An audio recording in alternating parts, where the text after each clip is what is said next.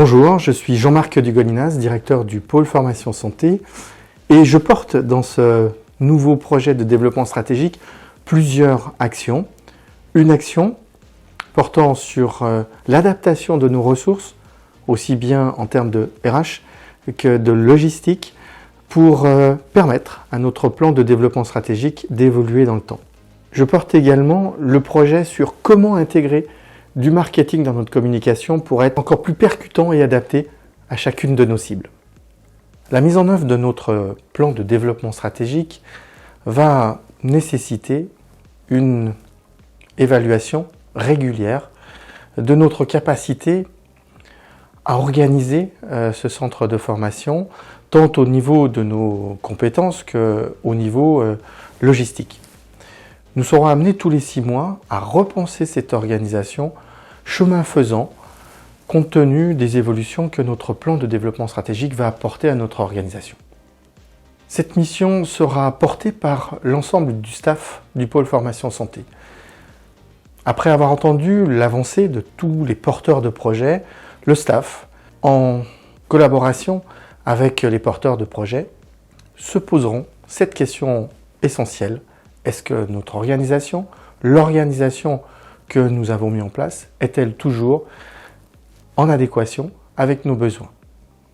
Si nous constatons des manques ou des compétences supplémentaires nécessaires, nous procéderons bien entendu à une évolution de cette organisation.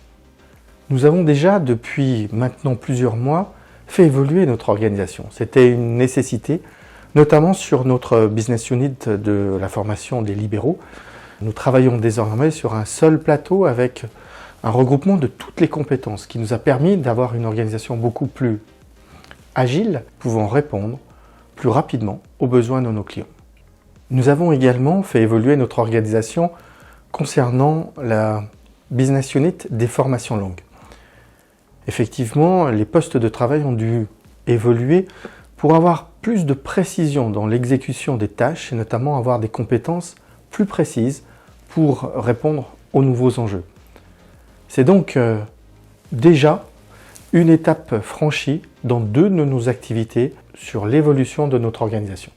Notre nouveau plan de développement stratégique, Impulsion 2027, s'inscrit dans un marché de la formation qui évolue rapidement. Jusqu'à présent, la communication était principalement le seul élément qui nous permettait d'aller chercher de nouveaux clients et de conquérir de nouvelles cibles. Dorénavant, ça ne suffit plus. Il va falloir intégrer la notion importante de marketing pour conquérir de nouveaux clients et de nouvelles cibles. Cette notion marketing, elle est essentielle. On l'a vu également sur des marchés qui déjà ont muté. Je pense au marché des libéraux où aujourd'hui 80% de l'activité se fait essentiellement en distanciel et donc avec des ressources beaucoup plus puissantes, beaucoup plus importantes sur le marketing.